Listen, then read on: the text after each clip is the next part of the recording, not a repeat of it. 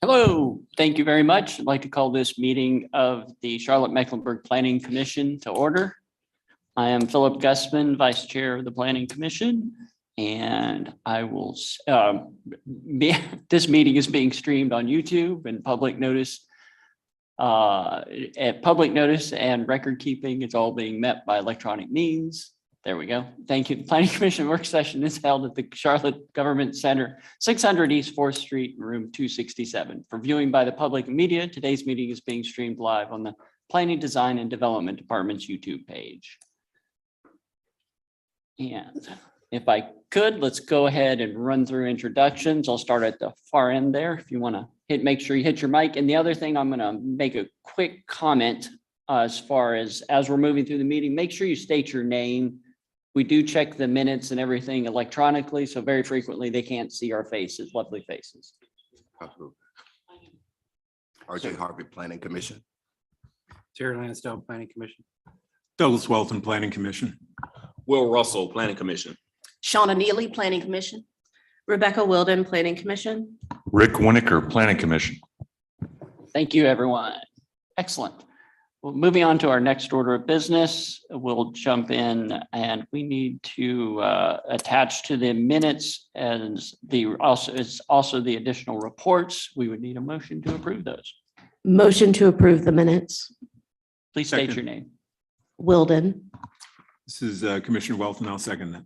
Thank you. Properly moved by Weldon and seconded by Welton. Twins We'll, separated at birth. all in favor, please say aye. Aye. Opposed? The minutes are approved from the December work session. Oh, staff introductions. You're absolutely correct. All right, if we could please have staff introductions. I'll defer to the planning director. Candace Rory, planning staff. Allison Craig, interim planning director. Siobhan Davis, planning staff.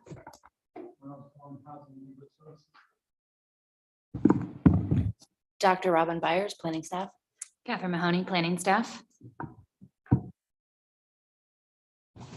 Courtney Rhodes, planning commission. Thank you very much. And I think we're clear to move on to new business, right? Okay. Try not to jump ahead. I didn't do as much preparation as I should have. Thank you. I think first of all, we're going to be looking forward to this one. I know a lot of us over the years, the older members of the commission recall getting an update on our affordable housing efforts and initiatives and helping understand the program. And Mr. Miles Vaughn was kind enough to tell us about that a few years ago. And fortunately, we brought him back. Looking forward to hearing an update on that. But Allison, do you want to start or do? No, I'll just mention that, this is, of course, something that's very important to us, and there's not one singular thing in the toolbox to be able to advance what is such an important need in our community. And it's really, something that we work with other departments on. And the Housing and Neighborhood Services is a number of different programs that they also have that, are part of that toolbox. And I think you hear a lot about the planning approaches and the regulatory incentives and things like that we can give, but there's a lot more that complements that work that Miles and his team is responsible for. And so getting an update from Miles today. So turn it over to you, Miles.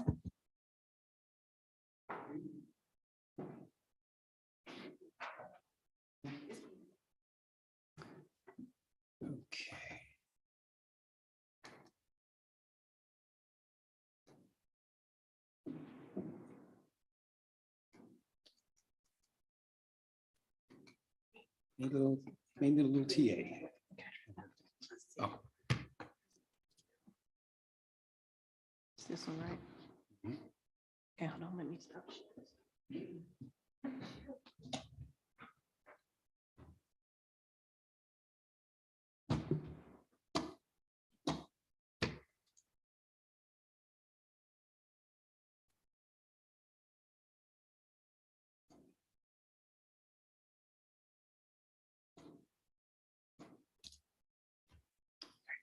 Thank you so much.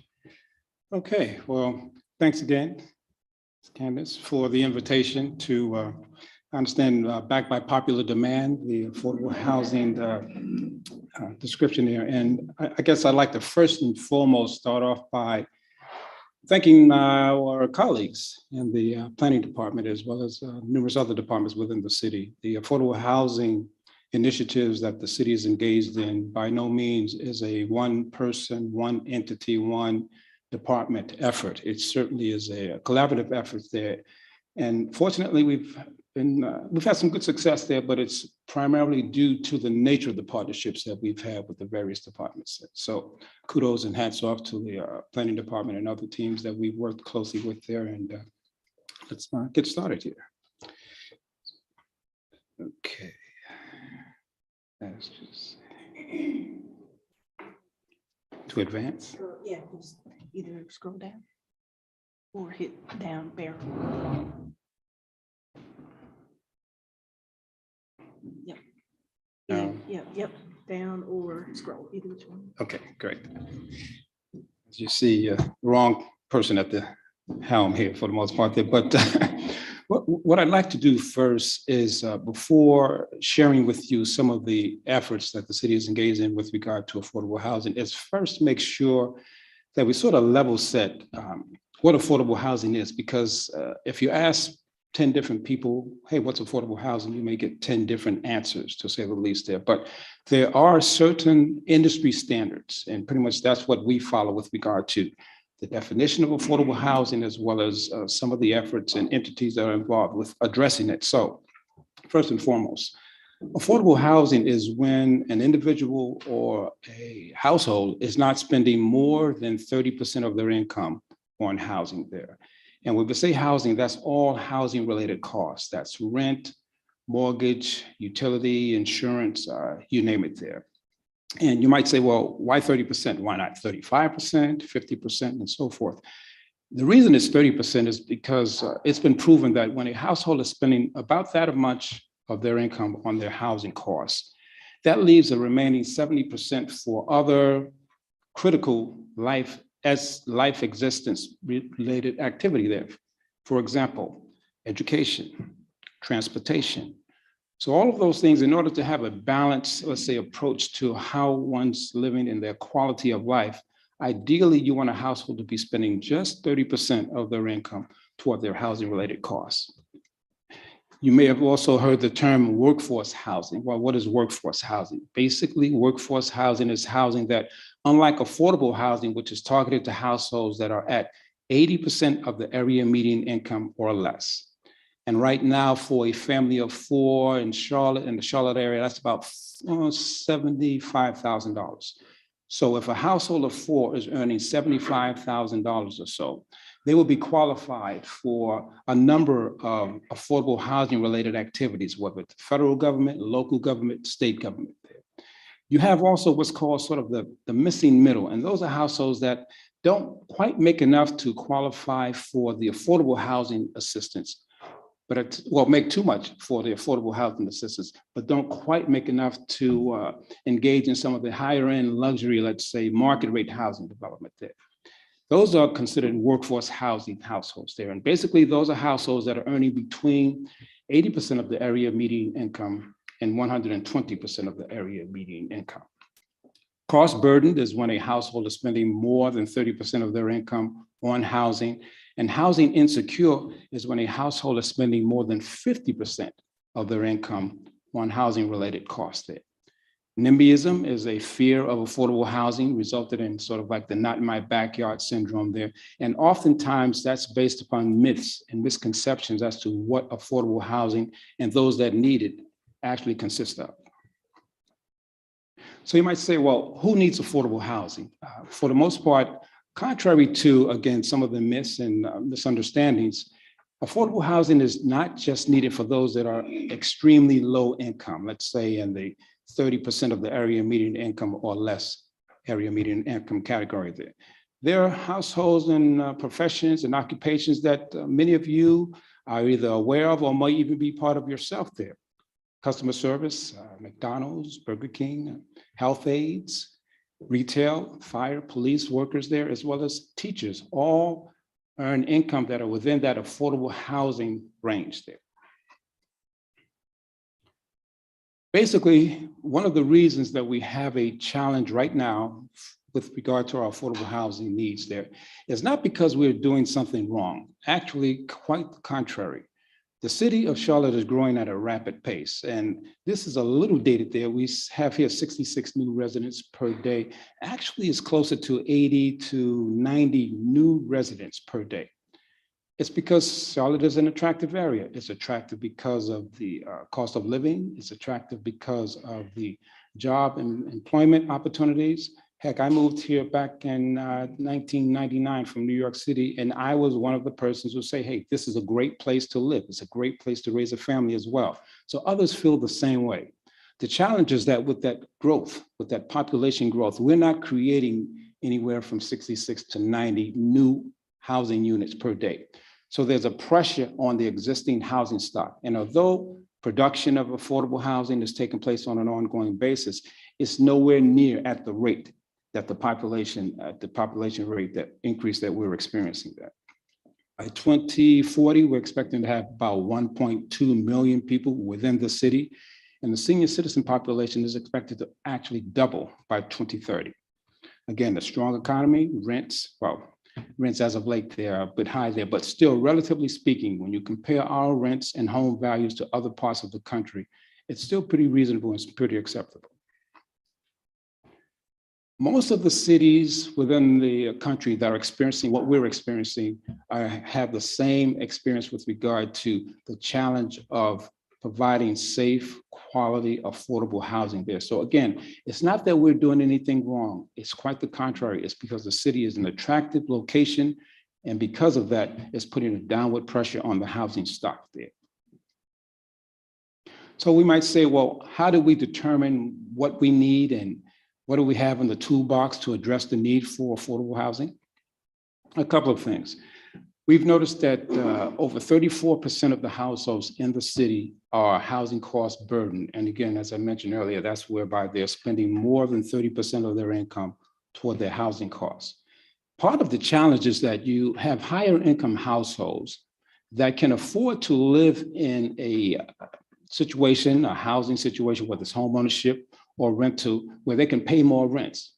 But because of choice, they'd rather pay less rent for whatever reasons, location to transportation and others. They'd rather pay less rent. And instead of spending, let's say, 30% of their income on their housing costs, they say, all right, we're going to have a little saving here. We're going to spend 20% or 25%, which is great. That's an individual decision. Nothing wrong with that. However, the problem that poses on the affordable housing scenario is that because if you have a household not spending 30% of their income, spending less, but occupying a unit where they're spending less, that means that unit is not available to a household who would be able to spend 30% of their income on that housing unit in that particular situation. So again, an individual decision, nothing wrong with that by any means, but I just want to illustrate that so that you see the impact it has on the overall need and supply for affordable housing. We've made significant, and I emphasize significant investments, both monetarily, policy-wise as well, into our affordable housing related activities there. But still, despite that, a couple of things come to light. First and foremost, the city cannot do it alone. The city, with all of its resources, cannot address the affordable housing challenge that we have now single-handedly. It's going to certainly take a collaborative effort between not only departments within the city, but also philanthropic, corporate, as well as community stakeholders there. So right now we have a gap of over 30,000 units that we need here in the city of Charlotte. So what's in the toolbox? Well, we've got a couple of tools that so far has been quite successful, to say the least there. One of which is the Housing Trust Fund. Now, you may recall that on the November ballot, there was a referendum, a bond referendum for affordable housing, and that was for this fund. The Housing Trust Fund, we call it our workhorse with regard to the development and production of affordable housing.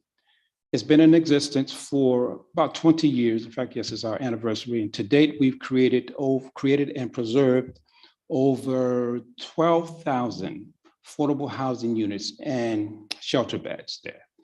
Again, it's the workhorse because it's by and large, it's a key source of gap financing for affordable housing developers and mixed income developers to create and preserve affordable housing. To date, We've, as of late, partnered with the Local Initiative Support Corporation, whereby they're also providing funds in partnership with the city to affordable housing developers through a fund called the Charlotte Housing Opportunity Investment Fund, or CHOAF. It's been about 3 rounds that we partnered with LIS in regard to that source of funding there. And the key advantage to that is it's another source of gap financing for affordable housing developers. The reason that affordable housing developers need this gap financing is because they're developing a product that is just as attractive, just as good looking, and you'll see, as market rate or higher end housing. The problem is that because they're going to be renting out those units to lower income households, they're not going to get the same rental income to offset the cost of developing as well as operating and maintaining those developments. So essentially, they need other funding, and we call it gap funding. And the Housing Trust Fund is a key source of that financing. Most of the developments that are funded through the Housing Trust Fund, and we typically have 2 rounds of funding per year, are what we call low-income housing tax credit developments there, where they're getting tax credits, federally issued but state administered tax credits to help offset the cost to build that development. The House Charlotte Down Payment Assistance Program is a program whereby we provide assistance to home buyers to purchase homes. Right now, we just recently increased the amount of assistance that a home buyer can receive, right? They can receive up to $30,000 in certain areas of the city and maybe even $50,000 if they're within a targeted area there. The key to this program is that because of the rising cost to purchase a home, there's a dire need for households to have that additional financial assistance for down payment, to keep that mortgage at an affordable level. Again, we're trying to keep the households at a level whereby they're only spending 30% of their income toward their housing costs. One of the things, one of the justifications why we've been so successful with our House Charlotte Down Payment Assistance Program is because in order to receive that assistance, a household must participate in a pretty rigorous homeownership education program, whereby you go through the A's and B's of homeownership, because being a homeowner entails more than just paying your mortgage. There's a lot more responsibility and requirements that are entailed in that regard there as well. So the key to that program is that once they engage and complete this training, they'll understand the responsibilities of it and understand also that not everyone is ready for homeownership at any particular time. So if a household, let's say, has some credit rating challenges or some past due debts that need to be addressed, that's okay. What will happen in the program is they'll start and deal with that household wherever they are. So if homeownership is a pathway a year, 2 years, 3 years down the road, or next week, next month, so be it. But the program is tailored to address those needs of the household wherever they are at that particular time. The Targeted Rehabilitation Program is a program whereby we want to make sure that households that live in areas there, maybe older properties there, particularly seniors, are able to maintain and live where they're living. We noticed that this is a rehab program that's really helpful in what we call gentrifying areas there, areas that are changing. And part of the challenge with gentrifying areas is that it's great from a population growth standpoint. It's great in terms of stabilizing communities. The challenge, though, if you have fixed income, lower income households, again, particularly seniors that live in these areas there, as home values and property values increase, they may not necessarily be able to, because of their fixed income, maintain the same maintenance as well as cover their property taxes as the area transitions there. So the Targeted Rehab Program is great because we provide them with assistance to take care of some of those deferred maintenance requirements that they may have there. Tenant-based rental assistance is assistance to households that may need assistance with regard to paying their rent. So that if they live in a unit that's, let's say, $1,000, and in order to live there, 30% of the income requires that they can only pay $500. The rental assistance program would provide them that additional difference there so that they can live in that particular unit there. Regulatory efforts that are undertaken there, as I mentioned earlier, we have a phenomenal relationship with the planning department and others there, whereby we are utilizing regulatory planning, UDO, TOD, development bonus, all sorts of regulatory initiatives to help promote the development of affordable housing. For example, with regard to the transit-oriented development affordable housing density bonus program. If a market rate developer wants to get additional building height or building length, and they say, well, we'd love to do so, but how can we do it, city and planning department and others there? Well, you have a couple of options there. One of which is to include affordable housing units on site there, a certain percentage of that. Now, one of the requirements is if you decide to do so, those units have to be integrated within the development. We don't want an affordable corridor or an affordable wing and so forth. They have to look, smell, taste just like the other units there. And we have a couple of developers that have opted to do so. So along the transit corridor, we have a few developments that have included affordable housing developments. We've identified the households to occupy those units. And again, it's a reflection of a great partnership. Another option that the developer may have is that of, well, rather than provide the units on site, how about if we just make a payment in lieu, fee in lieu payment there? To our happiness and delight there, to date, we have commitments of over, and Allison, this is the most recent update as of Friday, $10 million in fee in lieu payments from developers willing to provide that payment there. The requirement is that those funds be utilized to promote the development of affordable housing, preferably in the transit corridor, but other locations throughout the city as well. In terms of process improvements that the city is utilizing there, we are utilizing city-owned land. One of the best practices for addressing the needs for affordable housing is for a municipality to use its existing land. We've done a couple of requests for proposals for the solicitation of proposals to develop city-owned land, the most recent of which we received quite a bit of interest there, and we've selected 4 developers to build affordable housing on city-owned parcels. What we're doing is that for the rental developments, of the 4 developments, 3 were rental, 1 was home ownership. For the rental ones, rather than donate or sell that land at a discount, the city is going to convey that land to the developers with regard to a long-term ground lease. That way the city maintains ownership of the land. We can have affordability and perpetuity. And these are located in great locations. One of them is in South Park area there. 2 of them are within transit corridors. And again, I mentioned the 4th one is a home ownership development there. But again, that's a best practice that's been noted with regard to making sure that you can create and preserve affordable housing. What we've also done, again, in partnership, particularly with the planning department, is work closely with them so that when a developer submits their plans for review, we can sort of enhance the review process to a certain extent there by offering them a little bit of a hand-holding and concierge type of assistance with regard to getting those plans approved, also working with the county as well with regard to the permitting there. So again, this is a reflection of how it takes an entire village to build affordable housing from the standpoint of that of the departments and the regulatory efforts that are undertaken there. We, back in 2017, partnered with the Enterprise Foundation to help us sort of get a handle on, okay, we know that there's a need for affordable housing, but what are some of the things that we can do? What are some recommendations, best practices that we can engage in to make sure that we are appropriately utilizing and leveraging our resources to address our affordable housing needs? And a couple of objectives were gleaned from that study there, which is called the Housing Framework. One of which was that of the need to produce high quality rental housing. Again, I emphasize high quality because whenever a developer is receiving assistance from the city or tax credits, if you look at the design and construction requirements for this affordable housing, it's a high standard.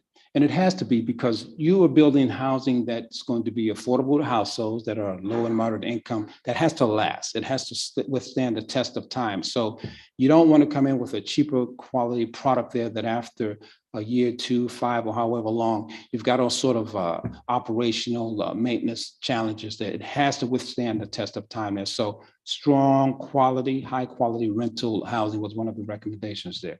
Another one was that of preserving the existing affordability. And the way in which we do that is that there are several housing developments across the city that are called what we call naturally occurring affordable housing, or NOAHs.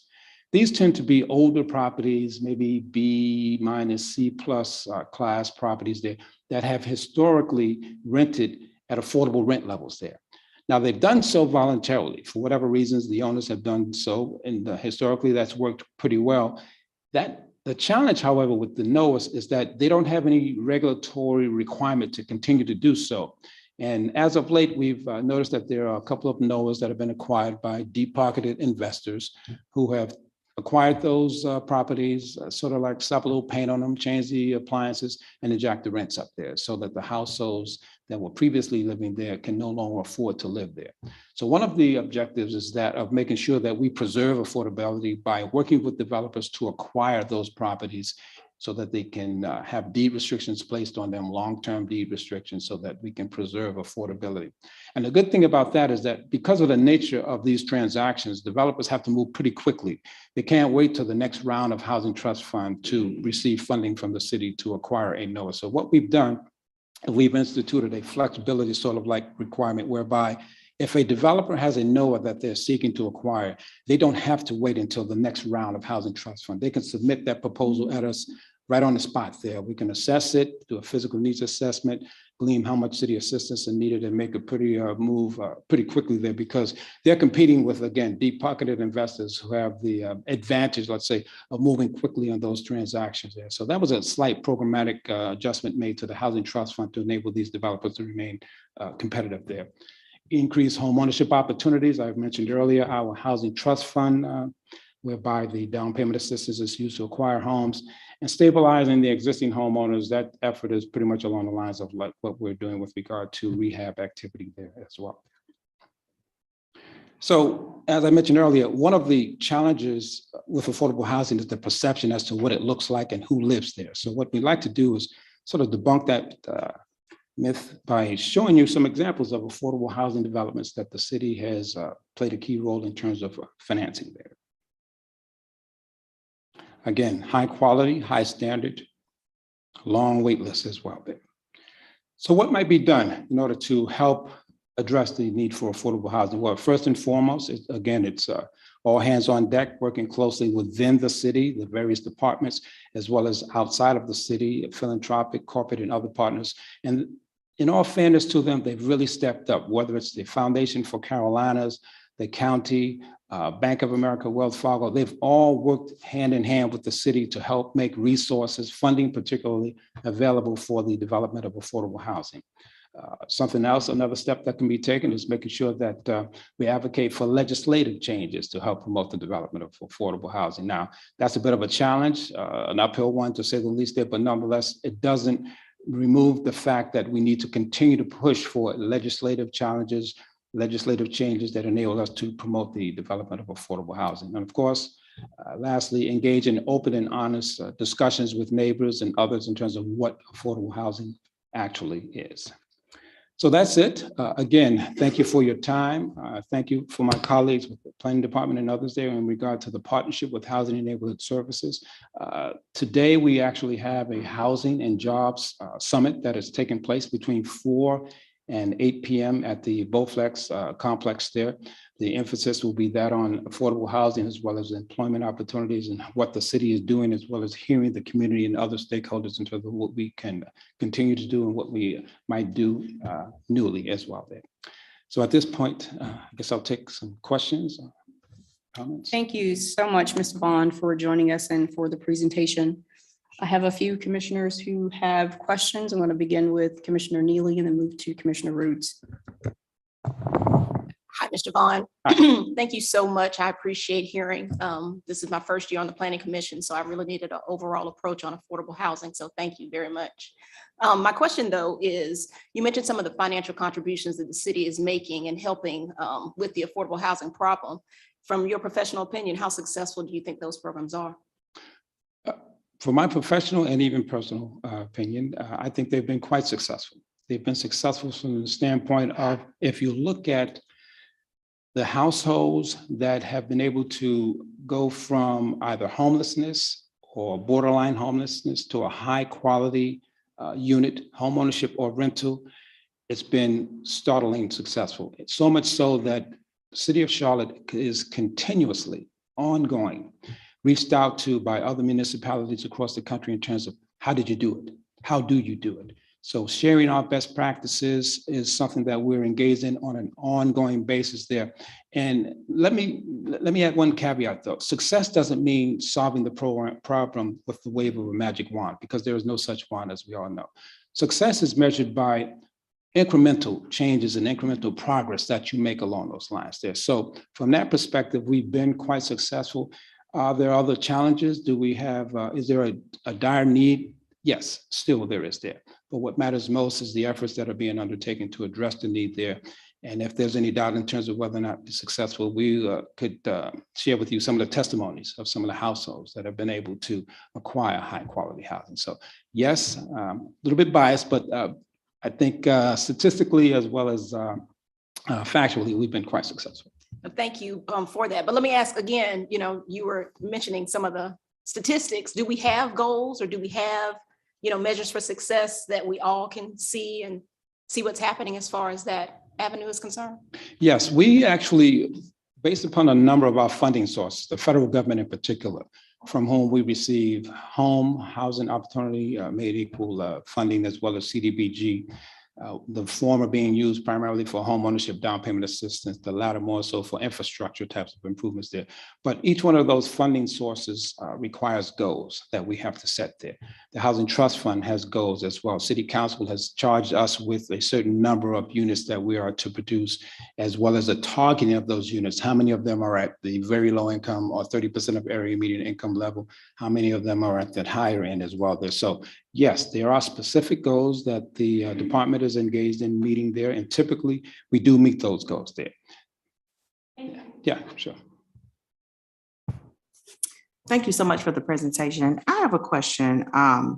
We have a lot of issues that come up on the zoning committee with affordable housing, especially outside investors. What is the percentage that is needed for developers to qualify for the UDO bonuses? When they talk about integration, affordable housing integrations with property investments that they're doing, developments. Well, typically, if a developer, market rate developer, is willing to invest anywhere from 5 to 10% of their units toward affordable housing units there, and that's households at 80% of the area median income or less, that would meet the requirement. Now, it's sort of like is on a sliding scale. It can vary depending upon the program in and of itself there. For example, if a development is not, is at, let's say 49% and not, so a little bit more than the 5 to 10%, but not quite 100%. There are other services and assistance that they would qualify for there as well there. But typically anywhere between, if we're talking about an exclusively market rate, higher end development, 5 to 10% of those units targeted towards affordable households. Okay. Then I have one more question. You mentioned the Housing Charlotte down payment. Is that focused on a particular group, like cost burden or the working force? Which one is that targeted towards? Towards everyone based on needed requirements? Good question. The Housing Trust, the Housing Charlotte Down Payment Assistance Program that's funded with federal dollars or home dollars is targeted to households that are at 80% of the area median income or less. However, we also have Housing Trust Fund funding available to that workforce housing sort of gap there, the missing middle, which is like 81% up to 110% in this case, that will also qualify for House Charlotte Down Payment Assistance. The difference is that for those households, the higher income households, they can't qualify for as much assistance, and they can't qualify for as much. And typically the period of time during which they have to remain in the home in terms of owning it there is a little bit longer as well. But those funds, the funds utilized for those missing middle type of households there is local dollars there. So unlike the home federal dollars, those are local dollars, which are a bit more precious and limited. So we don't do the volume of activity with regard to that is not as extensive as the home funded initiatives. Gotcha. Thank you so much. Sure. And before we continue questioning, I would like to remind commissioners that we have report outs for our 2 subcommittees.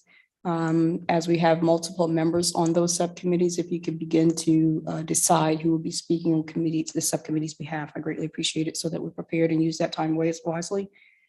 Commissioner Welton, please. Hi, Moss. Thanks for coming to hang with us today. One of the things that got you back here was we had a zoning case come up recently, and zoning was required as a part of the process to get a certain set of funding. Can you explain why perhaps sometimes these development projects may come through zoning before they actually have acquired funding for to do the project, from a state source or whatever, that sort of thing? Sure. The reason they come for rezoning prior to applying for the funding is that's one of the requirements for the funding. They have to have the properly zoned for whatever development plan that they're seeking to submit within their proposals. And the reason for that, historically, we didn't have that requirement. But then what wound up happening is that it placed a significant burden on our colleagues in the planning department with regard to submitting proposals that we may approve for funding, but had not been approved in terms of rezoning. So they'd have to go back to the planning, and due to issues, challenges with that plan, delays ensue, as well as sometimes they never received the rezoning. So one of the conditions for receiving the funding from us is the property has to be zoned properly, so that we know that we're not going to spend time spinning our wheels with regard to trying to get that rezoning approval. Thanks. That's just information I guess we just need to keep passing down every time new zoning folks join the commission. Yeah, So, for sure. appreciate that. Yep. Commissioner Russell, please. Hi, Mr. Vaughn, just a quick question for you. Seems that the city of Charlotte does a pretty good job of targeting the larger scale developments and getting larger scale unit counts for affordable housing. But are there any pushes to kind of look toward smaller developers who are more nimble? And, as you said in your own presentation, we can't build it fast enough. Mhm. The smaller guys are more nimble, can build it fast enough, and generally have cheaper rents. So is there any effort being made by the city to help target those smaller developers to bring on units quicker? Excellent question, and timely as well, because you're absolutely right. The approach taken is that of every unit counts. Every unit counts there. And because of that, you don't want to limit yourselves by saying, okay, housing trust fund, you have to have 50 units or less with regard to receiving funds, or for home ownership, you have to have 10 units or less. I think that's the cap in terms of that there. So what we've done is we are currently in the process of, again, tweaking our policies and requirements so that if a developer, let's say, for example, the NOAAs, the naturally occurring affordable housing developers, we have a NOAA policy whereby you have to submit proposals for 50 units or less there. But you have some NOAAs that are 25 units, some that are even 20 units for the most part there. We're in the process now of tweaking our policy whereby those developers that are soliciting proposals, submitting proposals for those size developments will be eligible to be considered for funding there. On the home ownership side there, let's say you don't have 10 lots, you can't build 10 homes or 10 unit complex there. How about 5? So we're in the process of tweaking that downward as well. So we're trying to maintain the balance, the delicate one, to say the least, of having the economy to scale. We can't do like one-offs, 1 unit here, 1 unit there, but we can take that unit count down a little bit, especially since we're using the same template and we have some efficiencies there that can be gleaned from it there, to reduce the number of units, to open up the door to developers and investors like you're referencing there, who may not have the capacity to do the larger scale ones, but can do the smaller ones there and make just as much of an impact, because again, every unit counts there. So yes, we're in the process of tweaking our program policies and requirements so that we can target those smaller developments. Thank you. And then I have a few questions, please. I saw in the presentation that there were some statistics and percentages used. I think 34% housing cost burden, 30,000 unit gap in the need. How recent is that data? That data, in all fairness, is a little dated. I would say that data was as of 2019, 2020. We do have more recent data there. Our data team has updated that there, and I believe that 30,000 number is closer to 36,000 in terms of the gap there. And the percentages has creeped up a little bit as well there, but it's still within that range of sorts there, and still a reflection of the dire need.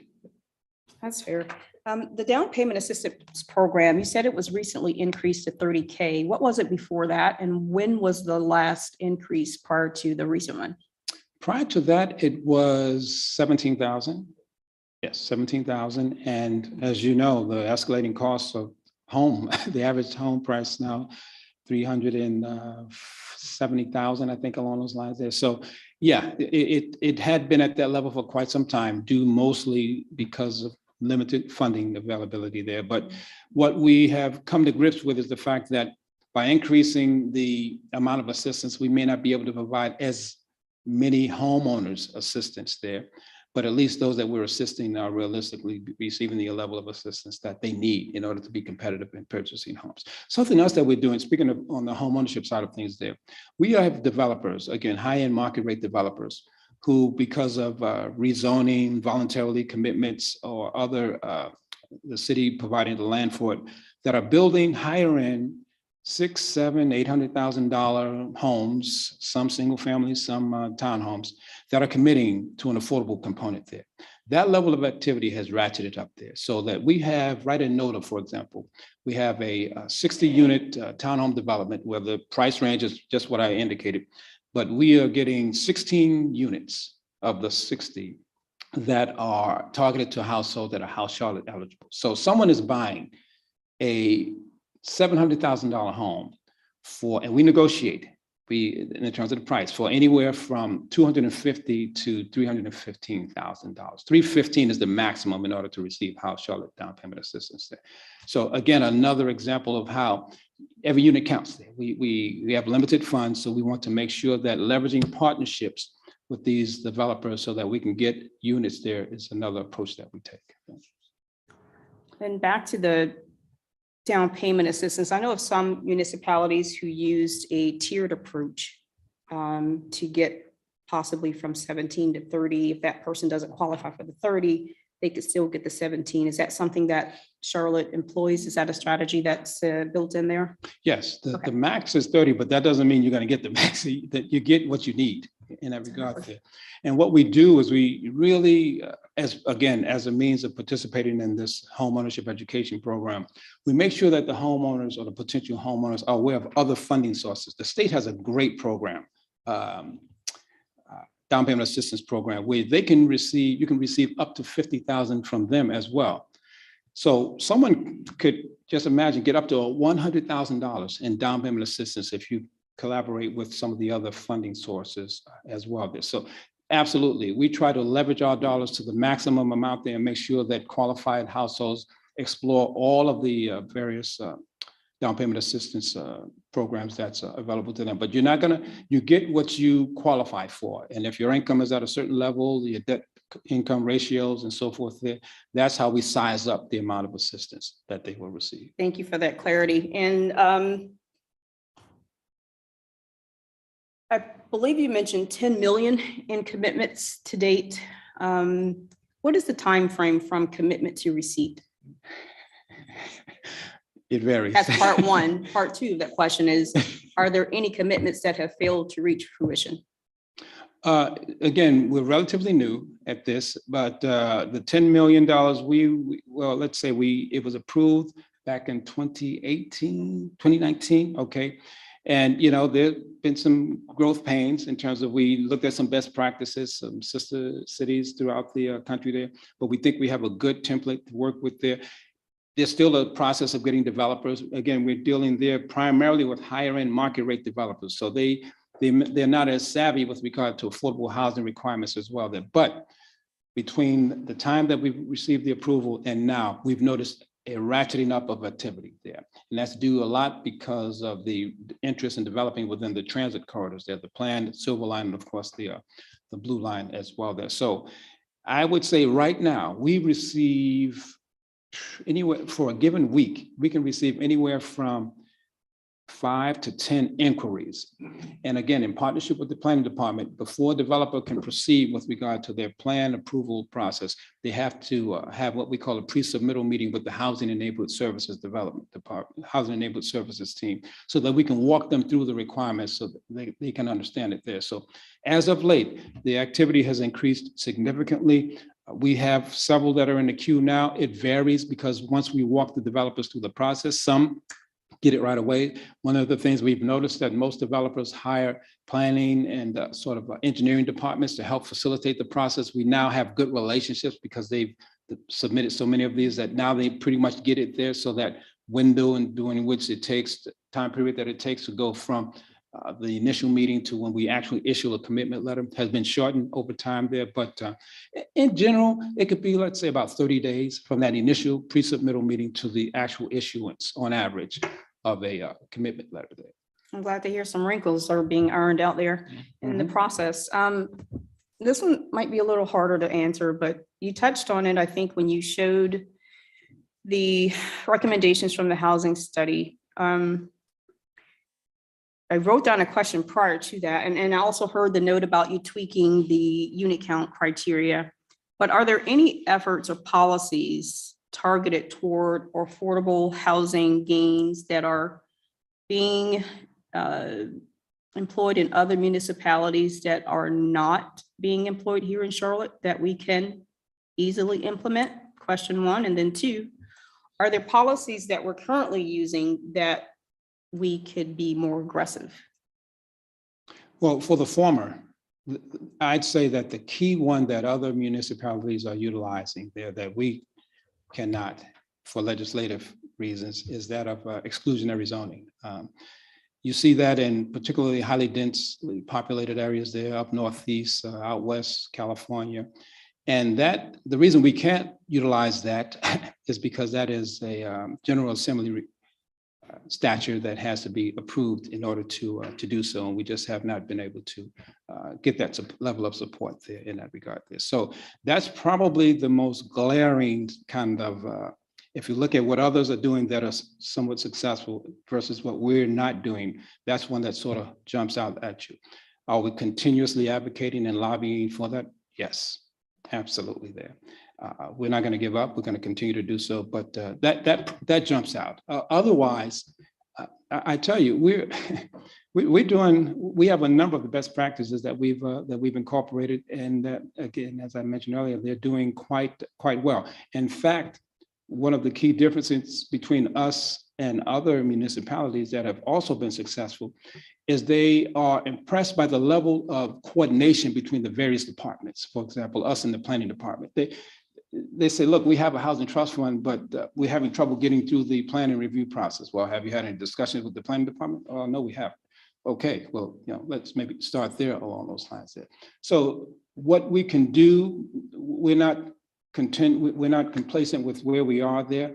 We know that there's always a need to adjust, tweak along the way. One of the things is that we solicit stakeholder support and stakeholder feedback in terms of what's going on and what are we doing there. This housing summit, housing employment summit is an example of that. So that sometimes you can, just be so focused there that hearing questions, comments, or thoughts there from outside really helps to broaden your perspective there. So we're continuously seeking, soliciting thoughts, ideas, and we take them along those lines. Thank you so very much for that insight. I think we have two more commissioners with questions, and we will wrap it there for time's sake. We will begin with Commissioner Wilden and move to Commissioner Gaston. Hello. So I was curious, I know in the spending package that Congress passed right before the holidays, there was $85 million in grants to support and incentivize exclusionary zoning and affordable housing. Will the city of Charlotte be applying for any of those funds? Well, unfortunately, we won't, because we don't have the legislative statutory approval to use those funds in that regard. If we had it, absolutely. We've been the recipient of quite a bit of federal government sponsored and solicited, as well as our past funding. An example of that is the emergency rental assistance, pandemic assistance. To date, we've received over, specifically for rental assistance, rental and utility assistance, over $70 million, which in partnership with several of our community partners, we've distributed out to households that have been adversely impacted by the pandemic there. So we don't turn down an opportunity to apply for any type of funding, federal, state, or local in that regard there. However, we're realistic about whether or not that funding is applicable in terms of us being able to really utilize it. Good afternoon. Thank you for your presentation. I have two questions. One piggybacks off of Kiba's question about inclusionary zoning and that type of thing. I know Davidson has it. So how are they able to include that in there? And what the city of Charlotte is not? What is different? Because it's still within North Carolina. And if it's a state thing, have we looked at how they're able to do it, but yet we are not? That's my first question. Yeah.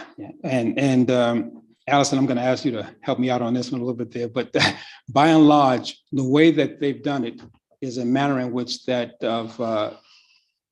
it's an exception of sorts there. It's not what we consider to be the full state stature endorsed and accepted and approved exclusionary zoning requirement there. Am I off base on that? Yeah, and I believe they've gotten recently sued on that too. I believe there's a case out there right now, but yeah, I think they've taken liberal ways of interpreting things that I think are potentially maybe catching up to them. So I mean, by state statutes, we don't have that authority. We would have to gain it. And our attorneys have been pretty clear on that. In fact, Therese has a couple memos that I think she's provided to previous planning commissioners before that I'd be happy to share with you all too, just kind of giving her legal opinion about that, if that would be helpful. Okay. And I have one other question. My additional question has to do with the money that goes to developers for affordable housing. And I noticed that the developers, when they're asking, they're readily asking for affordable housing of that 80% AMI. But I know a lot of people need that 50% or less AMI for rentals and things like that. And that's not something that they typically volunteer to do. It's more acceptable, I guess, to do that 80% or so AMI for the developers. Have you thought about, or is there any consideration to say, if a developer comes to you and says, well, we're willing to do the 50% or less AMI for our rentals that we're building, that you'll give a greater percentage of money or something to that effect to encourage developers to do that? Because I know they say, it costs money to build these and they would be losing too much, but what can we do to offset so that they do have incentive to build the 50% or less AMI price point? Good question there. Actually, for the Housing Trust Fund, again, our workforce with regard to multifamily rental affordable housing development, while they can go up to 80% of area median income, that's the max that they can go up to. The average has to be 60. So if you have households at 80%, you have to offset that with households that are at a lower income level in order to get that 60% average there. That's one thing. The other thing is that all of the developers that receive Housing Trust Fund funding from us, at least 20% of those units have to be targeted to households at 30%, the lower income strata, 30% of the area median income. So we have that requirement in addition to the requirement that the average is 60. So typically, your range, you may have some 80s, but typically you're going to have some 50s in there, some 40s, 60s is again the average along those lines there. So that's a requirement. You can't come in for a development that is exclusively 80%, with the exception of some of the regulatory initiatives that we're engaged in, such as the TOD density bonus and others there, whereby we allow these market rate developers to come in at 80% there. But we're in the process now of tweaking that, whereby the additional targeting is going to be something that's going to be required as well there. But to launch those initiatives, we started at 80. We've had some good success there, but we're in the process of tweaking that there. On the home ownership side, while we have an 80% sort of like cap there as well for the home funded down payment assistance. In partnership with our partners like Habitat and others there and NACA, it's not unusual for us to target households that are even lower income. The challenge, however, is you don't want to put a lower income household in a situation whereby they're set up for failure because their income is so low that they can't maintain home ownership because of the requirements there. There are thresholds that we know a household income-wise has to have in order to offset the need to maintain a home there. So in partnership with the likes of Habitat and others, we've targeted as deeply as, from a home ownership perspective, 40 to 50% of the area median income. But on the average, those households with our housing trust fund, we just did an analysis, on average, since the existence of that program, the average area median income for a household is 75% for the House Charlotte down payment assistance there. Thank you. Despite the limits legislature places upon our municipality and despite the limits placed upon this body through our own guiding documents, affordable housing continues to be of high interest to the Planning Commission. And I am sure that your presentation enabled many of us to have an additional perception and understanding. So thank you so much for your presentation. Thank you for having me. And if you have any follow-up questions, comments, or thoughts, our colleagues know how to get me. Thank you. Thank you, Miles. And I think our next new business is, last month I mentioned that we would likely have a monthly report out for the subcommittees that were established as a result of our work program. There were two subcommittees officially established, one for our targets on environmental sustainability efforts, and one for the review of our guiding documents, the interlocal agreement in general, and rules of procedure. And who would like to go first? Our environmental and sustainability subcommittee, Commissioners Blumenthal, Russell, and Golden. Those reviewing our guiding documents are Neely, Walton, and Winokur. And I would have Commissioner Russell speaking on behalf of the Environment and Sustainability Subcommittee. And which of you would be speaking? Commissioner Walton will be speaking for our guiding document review subcommittee. Commissioner Russell, please. Thank you, Madam Chair. Just to give a quick update. So we had an initial meeting with the members of the environmental subcommittee, and we've put together a list of questions that we thought would be good as kind of a framework for reviewing zoning going forward. We're in the process of refining those set of questions and understanding how we want to approach that. And then we're going to be meeting with Dave Pettin on the 1st of February to iron out some questions and figure out how we can proceed for zoning going forward. Thank you, Commissioner Russell. I was hoping to be able to have a better understanding of our targeted dates and schedule for delivery.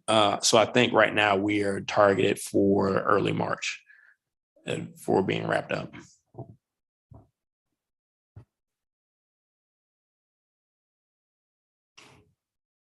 Okay, so I would ask, because our targeted dates per the adopted work program were February, and April, that if you could, please shoot me an email with each of those updated targets in terms of delivering to full commission. Ideally, I believe what we discussed was that if you had, and this is for all of our work program items, if you had something that was to be delivered in February as finality, then it would be brought to commission in January or the month prior. So if you could please decide and give some firm dates on true delivery for the work program items, I would greatly appreciate it. If you could get that, is it fair to say this week or maybe on Monday? Okay, thank you so much. Commissioner Walton, please. Rick and Sean and I got together in December. We've collected the documents that we need to peruse and massage. We've reached out to the city's attorney and we're doing a little bit of telephone tag, dance, meeting, mambo. And so we may be having a meeting tomorrow or Wednesday. We are waiting for the central semaphore in that one to lift or not. So until we can go forward with that, we were encouraged to talk with city attorney to make sure that the changes that we made or suggested would be valid going forward. So that's kind of that's our block right now. And we will, again, hopefully have a meeting this week and go forward with that. And the next time we come to this party, we should have a much more clear view of where we're going to. Thank you so very much. Are there any questions for either of the subcommittee or its topics? Short and sweet. Thank you. Alignment rezoning project update. We have Dr. Robin with us, and I won't correct myself this time, but I will allow Allison if you would like to kick off the presentation. Sure, and I'm gonna intro both of these presentations kind of simultaneously and then let staff roll with the presentation. So we're coming to talk to you about the next major steps in implementing the Charlotte 2040 Comprehensive Plan as well as the UDO. And so what that looks like, we've talked to you about area planning and what that looks like and the geographies and some of the approach, but we're getting to the place where we're about to launch that.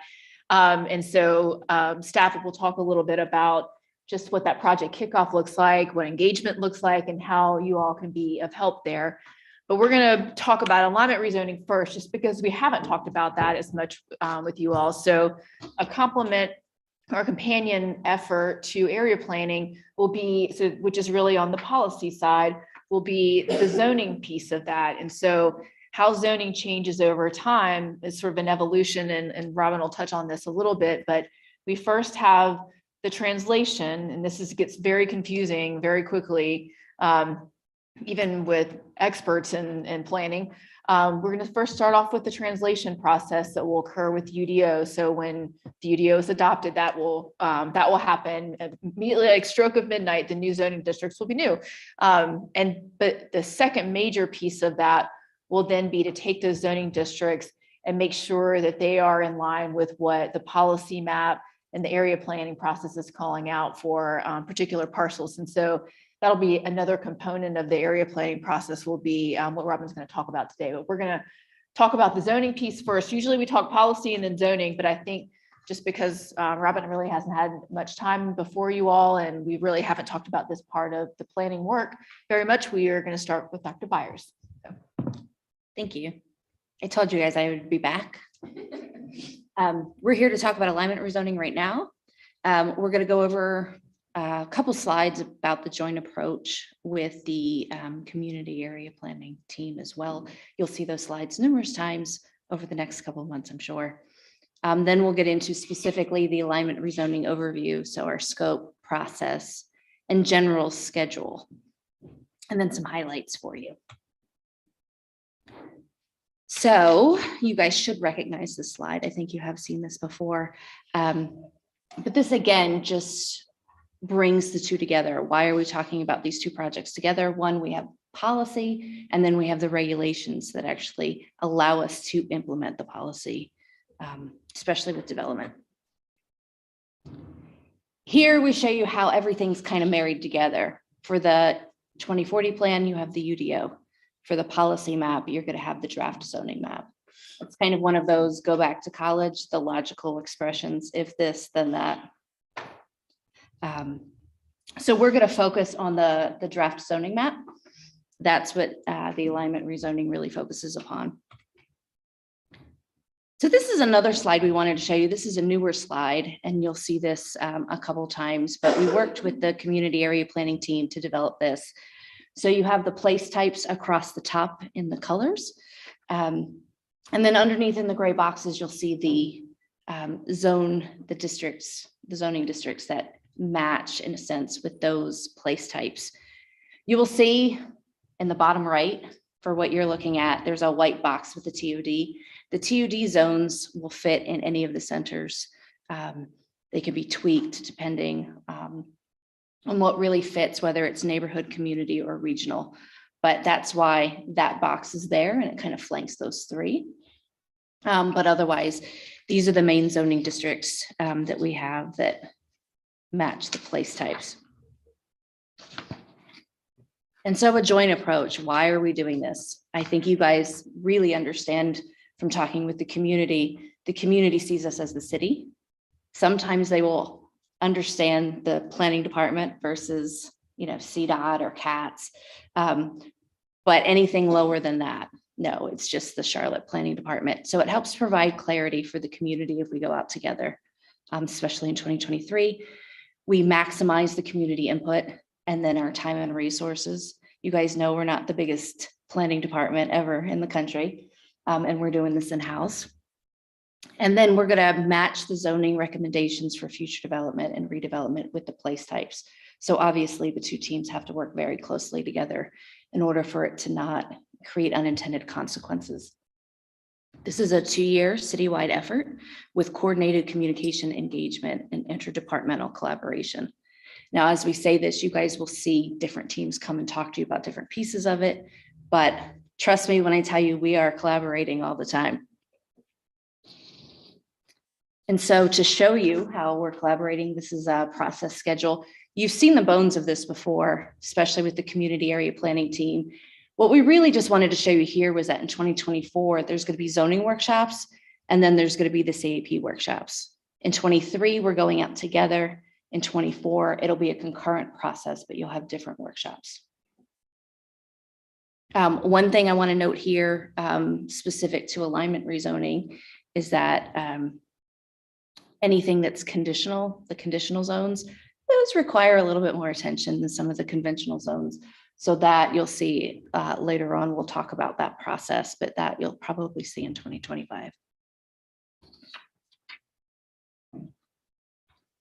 And so alignment rezoning, let's take this out of our group Kumbaya and specifically into what the alignment rezoning is.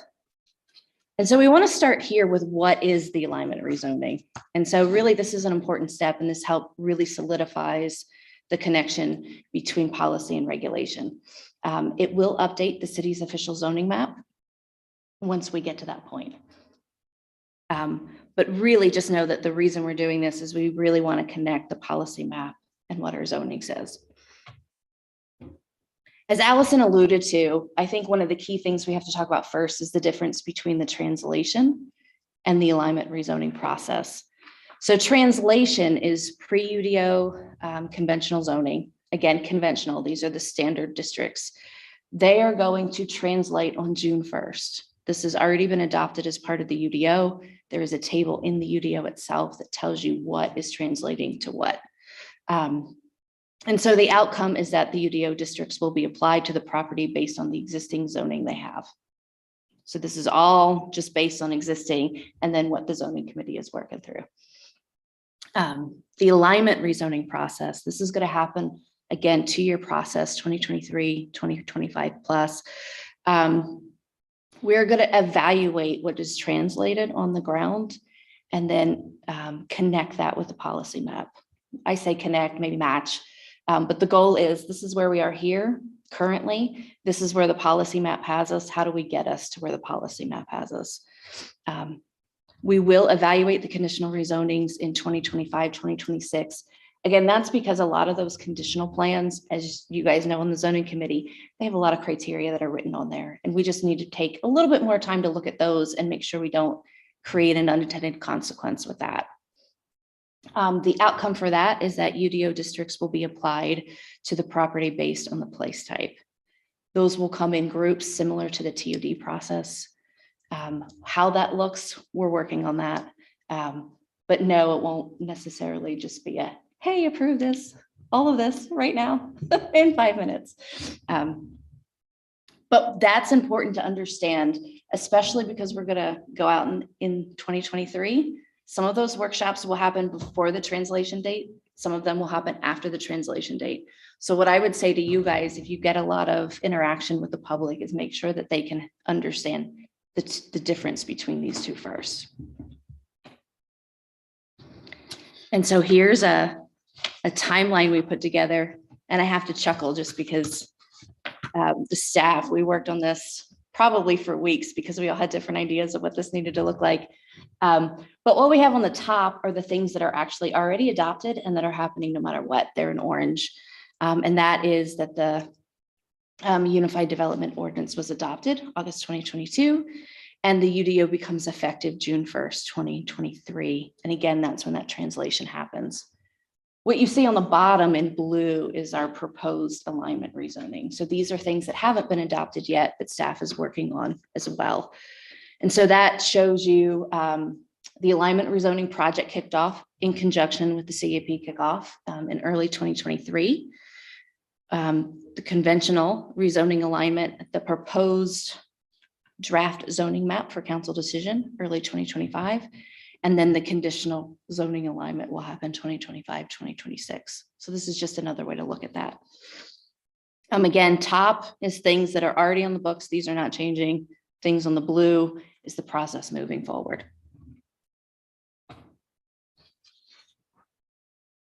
And so the process steps themselves. So staff has developed a methodology for aligning zoning with place types. We're working through that now. And getting really into the technical nuts and bolts, making sure things fit and make sense.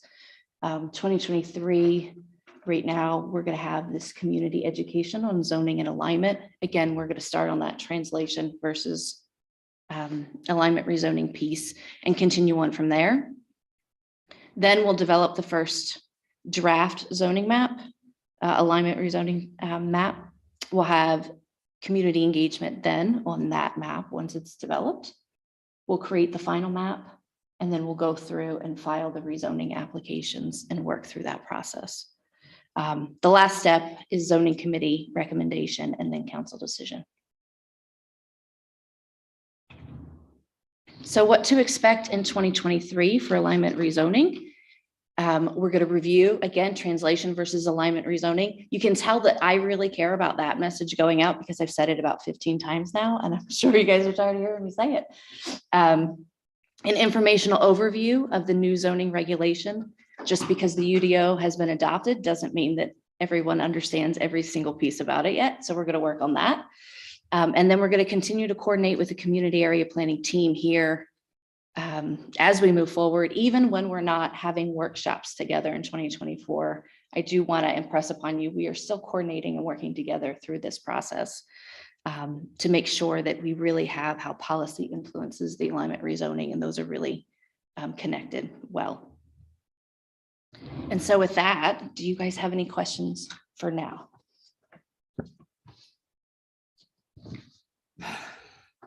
We have a few. I'll ask mine because it's really simple. Describe the idea of a workshop. The workshop in 2023? Mm-hmm. We're still developing what that looks like. At this point, we're working with the community area planning. Allison, I don't know if you have anything that you wanted to share on that at this point. Yeah, I'll just there's a few of you that you've been on planning commission for a while. And so you may recall the TOD alignment rezoning, a couple of you. So you may be able to help kind of explain what this may look like to some of the other newer commissioners. But during that time frame, we would have we would do workshops where we would have a presentation like, this is what this is what this means, and then just have boards, in different areas, and have people be able to come up and ask specific questions about areas that they were interested in. So I'm sure we'll look at that and see, when did that work? When did it not work? And come up with different ways that we might be able to engage people. But a lot of times when you start to talk about a parcel in a specific place, you want to sit down and have one-on-one. So we're going to need to make sure we have that opportunity no matter what. But it is important though to frame the bigger conversation of like, this is what this is, and this is what it means, and this is how and when you should be engaging with staff when answering your questions. So that helps. Thank you. Commissioner Wilden. Nope, Welton.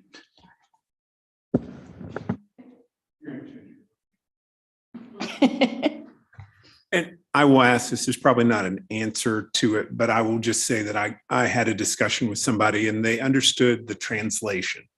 And that was automatic, it's going to occur, blah, blah, blah. And their concern, and that may be slightly overstating it, was, okay, when the alignment comes about, are they going to possibly get something different? And what if they don't want that new different thing? And like I said, there's probably not an answer about that. And I hope you have heard this from somebody else before, but that was the concern that somebody said to me, and I'm just saying it out loud. So now you've heard it. So if there's an answer to that, then that's great. If there's not, I'm sure you'll get to it sooner or later. I'll start and then you can tell me if I'm wrong. I think to start with is the alignment process. Again, we look to the place types. So the resident shouldn't have an idea of what might happen to their property based on the place type. There will also be some intra alignment. We'll talk about that in another meeting because it's a lot to unpack. But within place types, you have different zones. And so you might be translated into one, but a slightly different one may work better for your property. That's part of why we're going out to the community though. And so regardless of if it changes, if it stays the same, what have you, we will have those workshops and we will have a lot of opportunity to hear from the residents, especially if they have plans for their property or if they have any specific concerns. As Allison said, we know, especially with the zoning process, it is a very parcel specific. So we are anticipating that we may have these larger presentations, but a lot of it will be one-on-one with property owners to really get into the details of what this means for them. And we're working on an education. I say education, but I'm a professor part-time, so that comes to mind all the, anyway, but some kind of activity to help residents kind of learn the new UDO along with everybody else. So hopefully that helps calm down some anxiety. We can't do anything legally without going to the public anyway, but we actually care what the public says too, if that helps. So they'll have the opportunity to come and talk to us. I can't guarantee if it'll change or not, but have them look at the place type map. That'll give them their first. Yeah, I kind of pointed that to them, and it's just that when you just put that 2025 date up there, that this project is going to take 2 years for them to do. So they'll figure it out. Yeah. Oh, plenty of time to talk to us. They'll get sick of us. And I think that slide that Robin had that showed the place types at the top and then all the zoning districts that are part of, that fall into that. So that at least gives you a clue initially, okay, this is what the policy map is saying. So this is what my potential zoning districts could be. And if that's not in alignment with what they have today, I mean, it may be a conversation about the policy map. It may be a conversation with the landowner if this is what we're aspiring as a city to be. So, I mean, we'll just have to talk through those things.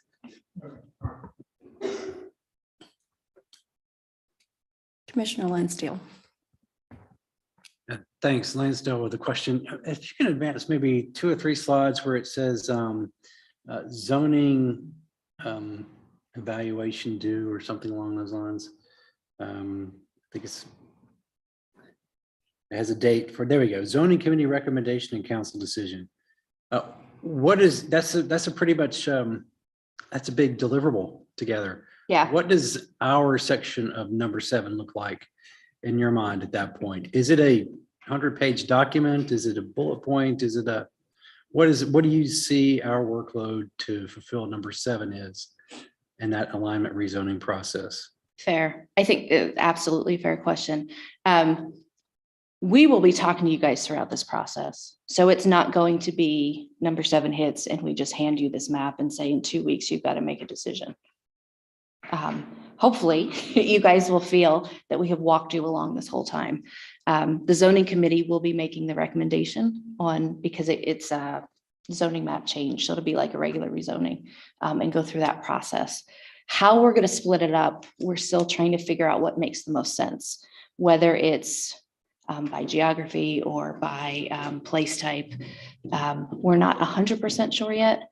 We need to work through a bit more of the process to then figure out, okay, we have this whole map of this entire city, 300 some parcels, 300 some thousand parcels rather.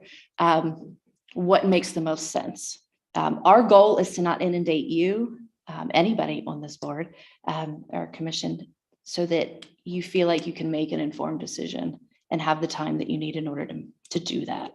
So we will be coming back and talking to you guys throughout the process. I think our plan is to come to planning commission every other month, at least, with a presentation and help walk you guys through this. And then once we have recommendations for specifically how that zoning committee will tackle this, we'll bring that forward to get comment.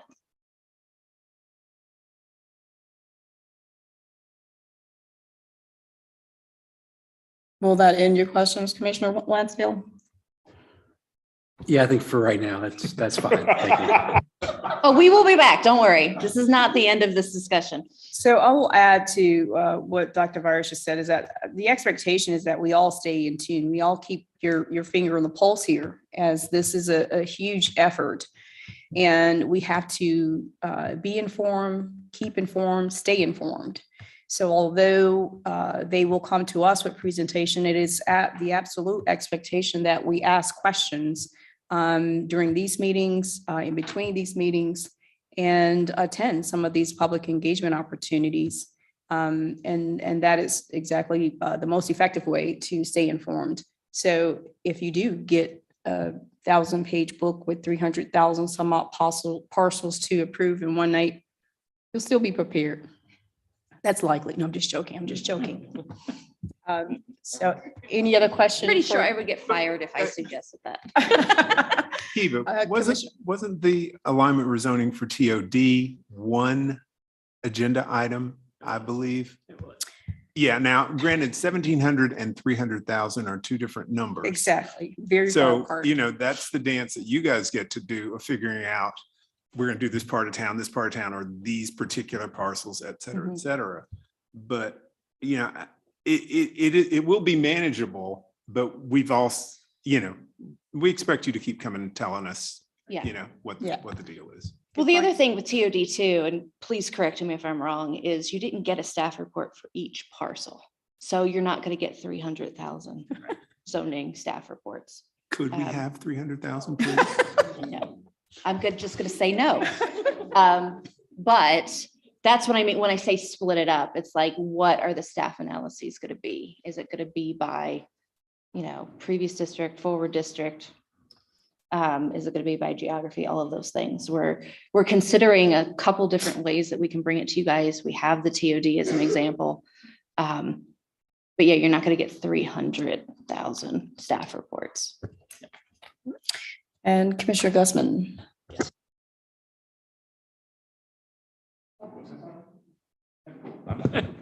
Okay. One point. It let is, me- oh, Can I make a quick point real quick? right ahead. Because one of my people is correcting me a little bit. There are 300,000 parcels in Charlotte, but that does not mean that 300,000 realignment rezonings are going to go through. So let me 200 make that, because some people will freak out because I didn't catch 200,000 that. of them Thank are you. conditional, as we all know. No, I'm kidding. You're absolutely correct to think of it as education, by the way, when you reference that. I think that's why I love that you're in this role right now. So I did have a specific question that I think, as we talk about these workshops for this effort, we know they're going to be aligned, so to speak, not to overuse a term, with the area planning. Are we talking about those workshops are going to be geographically based on those areas, or will they be using a different area? They're going to be the same workshops. So they will be geographically That's dispersed. what I just wanted to confirm at this point, so we all know when we're talking about one, we're talking about the same workshop. at this If level. something randomly changes, we will let you know. Any other questions for Dr. Byers? Hearing none, I'll just use these last few seconds to just reiterate the angst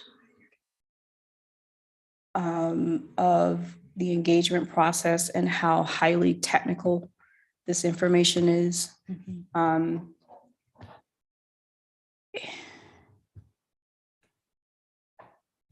just reminded, and I know there's only so layman's that you can get with some of these terms and data, that there is a very popular RTA manufacturer, ready to assemble furniture manufacturer, that has a standard operating procedure of developing directions. The written directions have to be at a 3rd grade reading level.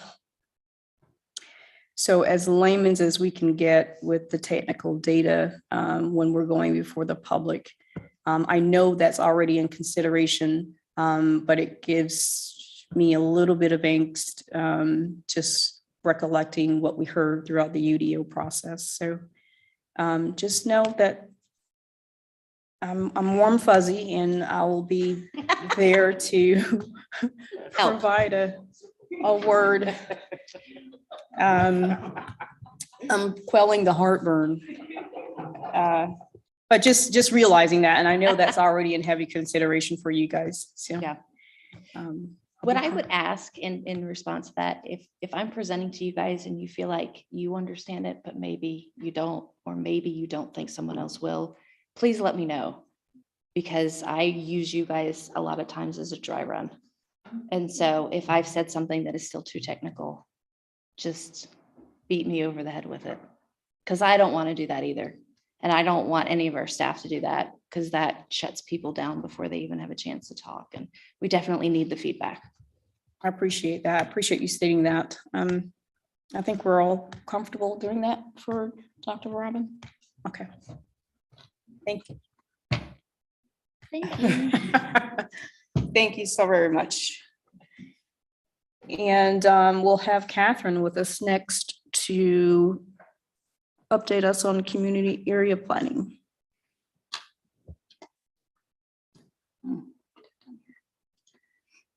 While I'm pulling this up, I'll go ahead and extend that invitation to provide constructive criticism about the messaging of our project as we move forward. So if I'm also describing things in a way that's hard to understand, feel free to raise your hand.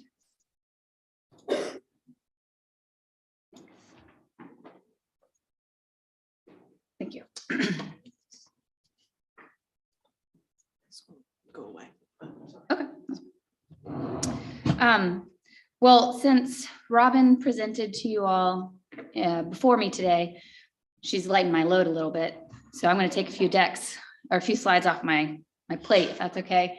And really focus on what the second agenda item here today, the kickoff highlights that are underway this week, next week, and culminating by the end of January. And then ultimately what we're asking of you all this month and next month as we move forward towards the community area planning workshops. So like I said, I'm going to skip through a lot of these slides because you all have heard and hopefully understand at this point that the root of community area planning, the reason why we're doing it is the comprehensive plan, which is our vision for growth and development. And it calls for this work to be done as a supplement or an enhancement to the vision that's defined in the comprehensive plan. It's also the second step in implementing the vision. Our policy map was the first step. That's when we translated the plan's place-based policies, or those that provide guidance for the type and intensity of development, to specific geographies. In the map you see here, just as a reminder, these are our place type colors. So it's the first time that we assign this new tool to specific geographies. And then of course, the work that the UDO team did to get our new ordinance adopted. This is really the foundation from which we are working from, both with community area planning and alignment rezoning. I'm going to save this slide for next month. It's a little bit of the historical context for the comprehensive plan and the UDO. We don't really need to get into it today. I thought it would be beneficial for some of the new commissioners. And I will, as a reminder, the goal of community area planning is to provide that next level of guidance that's called for within the comprehensive plan. And it provides it, so it doesn't replace the comprehensive plan, it builds upon it and provides tailored guidance in terms of place type designations, mobility needs, infrastructure needs, supportive programs, et cetera, for these 14 sub-geographies. And it's important to understand that by doing these 14 plans concurrently over the next few years, we're providing a more equitable planning approach for our community because once these plans are developed, everybody will have a similar level of guidance that informs development. And that's not something we've had for quite some time, which we can talk about next month in the history piece. So yes, Robin has gone through these. And this slide, I'll kind of transition into now speaking more specifically about community area planning and not reference your work anymore, sorry. But you've seen the slide that talks about how our two processes work in tandem over the next 2 years. This is our work specifically. We have 5 phases for developing and adopting area plans. We are really going to be focusing on the first 4 phases during that 2-year period. And the first phase called Setting the Stage is what's kicked off this month. And so that's what I want to focus on for the next 10, 15 minutes and leave time for questions. Phase 2, so you're aware, this is the phase throughout 23 where we'll be working with the community to refine the place type designations as shown on the 2040 policy map. Those refinements are not going to be arbitrary or, at anybody's whim. They're really designed to either advance the goals of the comprehensive plan within these smaller geographies, or to provide additional transition and buffers that are needed between low and high intensity place types. So there's really a method to that madness for how and where we're refining our place types. And I think, Chair, you had been excited about the term refinement in previous presentations. I really want to highlight that. We have a good map. We have a good aspirational map that meets the goals of the comprehensive plan. And this is really that next level. So you can reassure stakeholders that they're not going to see a complete redo. What's out there is pretty good. And so you can get an idea about what's to come in your area based on the current map. You've seen this slide, so I'll kind of skip through it, but if you're familiar with our past planning documents, you have a level of expectation about what's coming in these area plans. All planning documents provide or start with a vision and goals of what we're trying to accomplish. What are we planning for? And so again, because this is supplemental to the comprehensive plan, we're not rewriting a vision for each geography. We're building off of the vision in the comprehensive plan and explaining how that vision translates to your geography and then what role your geography plays in helping to realize that vision. We, of course, have to explain or kind of level set on what are the existing conditions and then what are the issues and opportunities within these 14 geographies. The second major component of these 14 plans will be called Creating Great Places. And this is where we recommend place type changes. And we'll also identify certain focus areas within each geography. Focus areas are intended to be areas that will experience significant change over the next 20 years. So we know growth is coming, which means change. Not all areas will see the same level of change. And that's as directed by our growth strategy, right? We're trying to be strategic about where that growth goes and make sure it's aligned with infrastructure and we protect what's important to us. So some areas will see more change than others. And in these areas, our area plans will provide additional guidance for how that change will or should occur over time and maybe what type of additional guidance is needed to make sure it happens properly. The third major component of our plans called Supporting the Vision will identify neighborhood assets or amenities that are needed.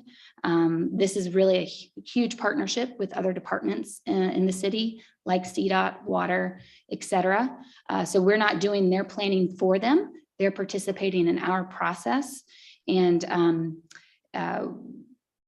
ultimately, we don't include all of their needs in our work. It's really the needs that are relevant to realizing the vision. So I'm not sure I'm going to dive into that too much more, but just know, what street change or what water project is needed to realize in the vision, that will be included in the plan, not a complete Rolodex of all their work coming. And then finally, the fourth component of our plans will be an implementation strategy. So the community has an understanding of how these recommendations can and may occur over the next 5, 10, 15 years. And so ultimately, after this work is done, we'll have 14 community area plans with recommended place type changes, infrastructure projects, supportive programs. And when the plans are adopted, the place type designations or the changes recommended within those plans will be incorporated into our policy map. So we'll continue to have that reference map moving forward. And we expect, as we meet with the community over the next 2 years, we'll learn of some changes that need to be incorporated into future updates to the comprehensive plan. So we're not, kind of looking at this with a siloed vision. We're thinking holistically. I'm going to save this again for next month so we can really talk about it a little bit more. But as we start to move into plan development, we want to manage expectations about what plans can and cannot do. Again, we're working with our regulatory partners. And so it's important that you and the community understand the role that the plans play versus the role that the zoning map plays. And so we provide guidance, we inform zoning changes, but our plans don't automatically rezone property. They don't put a moratorium on development, things like that. And this is kind of an illustrative version of that. So I'll save this again for next month. So the meat of what we wanted to share with you all today is what's taking place this month as we kick off community area planning. As a reminder, we have an engagement strategy that's designed to be equitable and inclusive. And we have 3 buckets of engagement tools that we're going to use throughout the process. We have our constant tools, coordinated tools, and collaborative. With the kickoff, we're really focused on our constant and our collaborative tools. Obviously, we're here in front of you all today, which is part of our collaborative effort. This next few slides will focus on our constant tools that we're using over this month to announce the kickoff, raise awareness, and drive interest so that we have good participation in the spring workshops. In terms of communications, we're here before you all today. We'll be providing more detail about a lot of the resources we have online at the planning committee meeting. So we'll do some demonstrations there. And then after the planning committee meeting, we have a series of announcements scheduled. You all will receive a notification, as well as council members, about this kickoff and what's available to the public and what our call to action is. There will be a press release. Our email blast will go out to over 26,000 subscribers, and we'll kick off our social media campaign, which includes Facebook and what's it called? Instagram. Thanks. I wanted to say YouTube. And so we'll be getting the word out like that. And then we're also working with 311, and we'll have an automated announcement up by the end of the month. So anytime you call and you're on hold, you'll hear a little something about community area planning and alignment rezoning. Our website is a really important tool for this effort, as it has been with Policy Map and the comp plan. We established the expectation to develop information at a 3rd grade level early on. And so we are staying committed to that. We have a very 8 to 80 friendly video that will be live on the 18th. We have information about our process, how people can get involved and frequently ask questions. One thing I want to highlight, the website at the bottom, this is the joint effort website or landing page. So again, we are one front, we are one department. And so we are trying to direct people to this site so that they can understand the universe of the work that's going on. And then if you're more interested in community area planning, you can be directed to our site, or vice versa to theirs, or hopefully you'll jump back and forth. Again, our project specific sites reference one another. So wherever you find yourself, you should be able to find out about both projects underway. And just to highlight on our website, if you're wondering what area plan you might live in or work in, we have an interactive map where you can enter an address and it'll tell you the geography. So to feature some of the resources that we've been working really hard to produce, the first is our Ambassador Toolkit. We had something very similar during the policy map and the comprehensive plan, and found that it's a very useful resource to kind of mobilize our supporters in helping us spread the word. And so that's really what it's about. It's a toolkit with a lot of information that you all can use to disseminate information, raise awareness, and drive participation. It contains, as listed, some information, general information about the current effort and previous efforts. It will, when it's live on the 18th, you'll be able to access the Community Area Planning Workbook. This is formerly known as the Community Area Toolkit. We had too many toolkits in the works, but this is the engagement tool that's been developed for this process. We described it last month, which allows people to start getting involved in the process this month. They can identify resources within their community and submit them either via hard copy or online.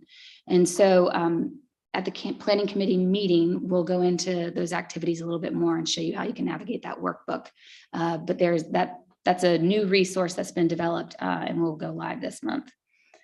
We have a social media kit available in an ambassador toolkit. So if you want to share some of our social posts, this is where you would go grab it and share it through your account. We have a youth kit. This is something we developed for the first time with the policy map, but basically we had a younger intern on staff and suggested some ways that we could describe our work in a more youth-friendly way. And so we've carried a lot of that direction forward and tailored it for this current project's message. We have our frequently asked questions and then printable materials like our handouts, our FAQs, and then email resources. All of this will continue to be updated and populated as we develop more content, but kind of that kickoff letter saying, hey, the website's live, the process is underway, that will be available there as well. So that's an overview of what the toolkit is and what's included within it. And as I mentioned, there will be a demonstration at the planning committee meeting. Another valuable and new resource available this month are called community reports. Community reports is kind of like a simplified existing conditions report. So it's an attempt to put out there some important information that people need to understand before they come to the workshops this spring. And the three main questions that we want people to try to start to think about before they join us in the spring are: who lives, works, and plays in that geography? What growth is expected for that geography by 2040? And what are the greatest needs to ensure that that future growth benefits everybody? So that's kind of some level setting information that we want to put out there, give people time to interact with and digest, and then come to the meetings informed. You don't have to in order to effectively participate in our workshops, but this is one of those efforts that we're making to do as much as soon as possible, right? And so these reports, again, you type in your area of interest, you're directed to the report that's relevant for that geography, and it walks you through a series of web pages with maps and charts and tables. So in my opinion, I think it's a very user-friendly way to digest some pretty meaty content. And this too will be available mid-January. So that's an idea of all the things that are happening over the next few weeks. What we need from you all is to continue to share information with your networks, your colleagues, and just let people know that this is happening, and we are really excited to engage with them in the spring of 23. So I'll conclude there and open it up for questions. Thank you, Catherine. I think it was a very pleasant surprise to hear about the community report. I do think that it does do a bit of level setting and expectation setting for those that will be participatory or even watching the process. So thank you for, I don't know if that was already always in the works, but thank you so much. What questions do we have for Catherine? Anyone? Commissioner Lansdale? Lansdale, a question. When you look at your key component slide and supporting the vision and planned and needed infrastructure improvements, that was early on in your in your presentation. My initial question in my head was, how will this align with number 7 from the previous report? I think that when we look at the comprehensive plan, just to confirm, that's not a physically constrained document. Is that correct? Physically or fiscally? Fiscally constrained document. There is a fiscal constraint analysis for that work. So I'm trying to understand, as we got that confirmation, how do we make the recommendations for the street classifications and infrastructure improvements, as you put this? How does that get aligned into the STI process, into a list of streets or a list of projects? Tell me how we get the end result, or what the end result looks like, because we've got to get way further up into the pipeline if we're going to be identifying street classifications and road improvements. Got my boss walking up, so that's my cue to step to the side. It's a bit But more we have an complex. answer for that. Don't worry. Candace might be better to Questions, answer so. than I am, but Here's the, our fiscal analysis associated with the comprehensive plan, the policy map, and this work is constrained to our fiscal impact. So it doesn't go into the regional funding model or anything like that, or go beyond that. So what our role is, or the role of the fiscal component, is to see how much will it take the city to fund this growth. And more specifically in this part of the work, we did it with the comp plan and policy map. In these areas, in these specific focus areas, what might that look like to accommodate that growth in that area? Because Catherine mentioned that we'll focus on those areas of big change within the city of Charlotte. And if there are some that might have some projects that might be recommended that are state funded, then that's a conversation we'll have. But the primary focus is to understand what's Charlotte's responsibility fiscally in accommodating the anticipated growth, if that makes sense. It does. And I think that's going to be helpful to get as quickly as we can, feel comfortable in whatever incremental way moving forward. But I also want to let this dais know that in 2013, under the Strategic Transportation Improvement Investment law, it made it illegal for the state to provide funding for independent bicycle pedestrian projects. So that puts the entire onus for any sidewalk, bike lane, greenway, or any other type of active mobility project that is outside the scope of an existing STI approved funded project by the state, fully on the shoulders of the city of Charlotte. So unless we have a legislative agenda to help support that, I think that's going to be quite a big number as we start pushing through this and start understanding the real impact of the changes we're going to have, especially as we look at your 3 questions that you had, is about what is it going to look like in our growth scenarios. So just want to keep that in mind. It's a very scary perception, much like the affordable housing is limited by our state laws as well. This transportation and infrastructure investment with the STI formula, the way it's set up, is already impacting us in how we invest. And I think this is going to be heightened to a greater extent moving forward. So thank you for letting me get that in on the record. Not that this solves the problem, but the city's complete street policy, I think, helps counter that a little bit, in that anything we are recommending will be multimodal. I see you don't agree. And I think it's probably just important to just say that this work, as with all of our previous work, is in partnership with our regional transportation organization, CRTPO. So as in all planning initiatives, they're at the table helping us to understand the implications of these recommendations, not just on city policy and city plans and funded investments, but also regionally as well. So we can definitely rely on Bob Cook's group to help us address those concerns. thank you for the assist, Alicia. You mentioned the new website, the Charlotte cltgov.me/CLT Future. How does that interface with charlottefuture2040.com?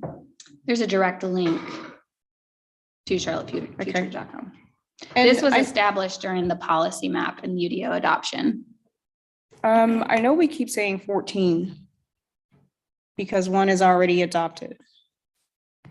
Are we sure we shouldn't revisit number 15, considering the distance between its bottom of 21 adoption to the adoption of the other 14?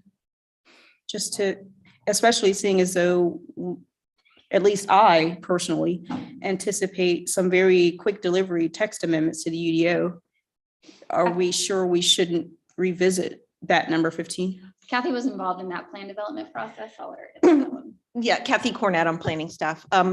Yes, we had several staff members that were involved in the Center City Partners Plan, the All-In Plan.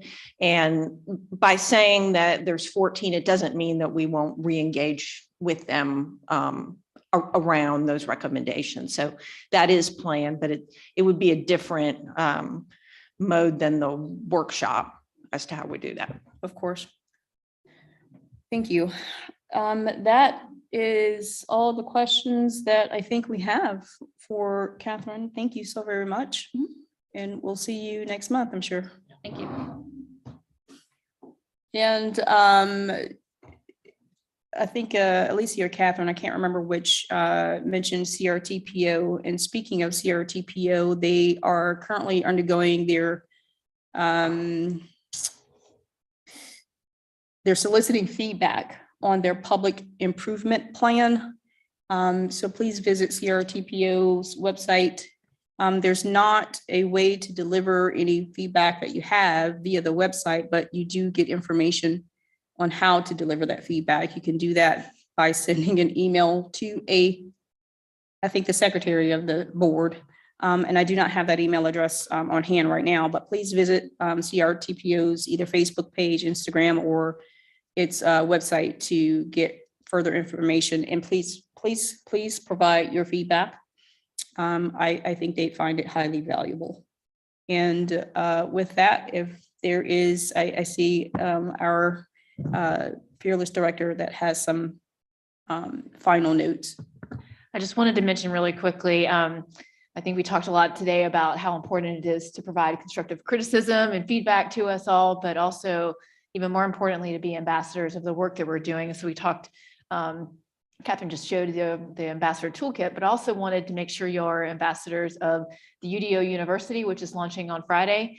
And so you can sign up for sessions, learn more about different components.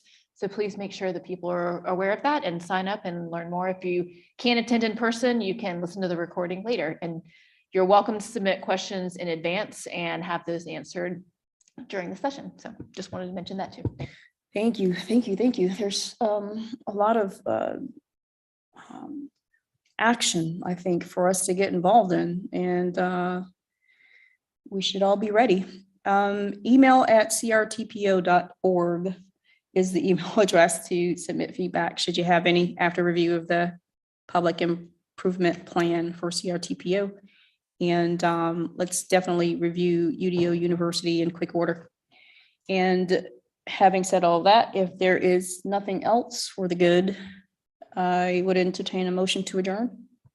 Wilden, motion to adjourn. Mrs. Welton, I will second that motion. As regularly scheduled, motion by Wilden, second by Walton. All in favor, say aye. Aye. Meeting adjourned. Thank you all. Is this the part where we sing happy birthday? Happy birthday to you.